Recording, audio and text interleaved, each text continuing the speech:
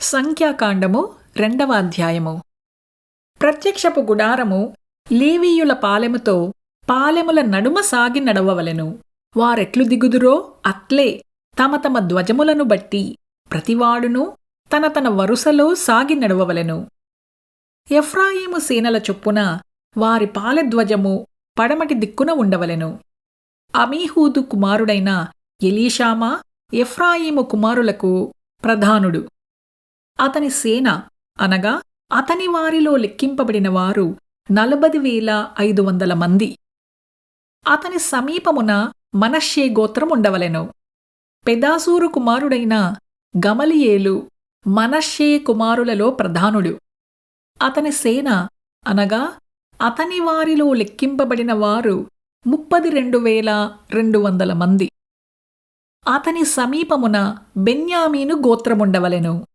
గిద్యోనీ కుమారుడైన అబీదాను బెన్యామీను కుమారులకు ప్రధానుడు.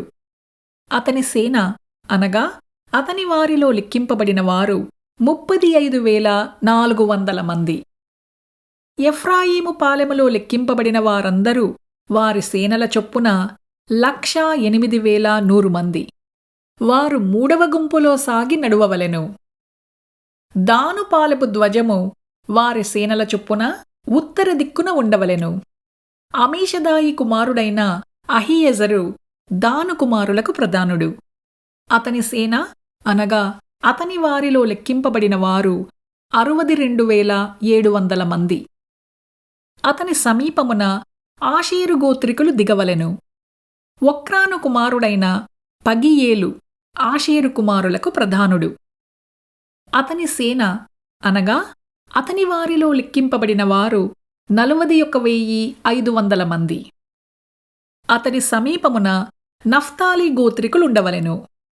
ఏనాను కుమారుడైన అహీరా నఫ్తాలి కుమారులకు ప్రధానుడు. అతని సేన అనగా అతని వారిలో లెక్కింపబడిన వారు 73,400 మంది. దాను పాలెములో లెక్కింపబడిన వారందరూ 1,57,600 మంది. వారు తమ ధ్వజముల ప్రకారము కడపటి గుంపులో నడవవలెను. వీరు ఇశ్రాయేలీయులలో తమ తమ పితరుల కుటుంబముల ప్రకారము లెక్కింపబడినవారు. తమ తమ సేనల చొప్పున తమ తమ పాలెములలో లెక్కింపబడిన వారందరూ 6,03,580 మంది. అయితే యెహోవా మోషేకు ఆజ్ఞాపించినట్లు లేవీయులు ఇశ్రాయేలీయులలో తమ్మును లెక్కించుకొనలేదు. అట్లు ఇశ్రాయేలీయులు యెహోవా మోషేకు ఆజ్ఞాపించినట్లు సమస్తమును చేసిరి. అట్లు వారు తమ తమ వంశముల చొప్పునను తమ తమ పితరుల కుటుంబముల చొప్పునను ప్రతివాడు తన తన ధ్వజమును బట్టి దిగుచూ సాగుచూ ఉండిరి.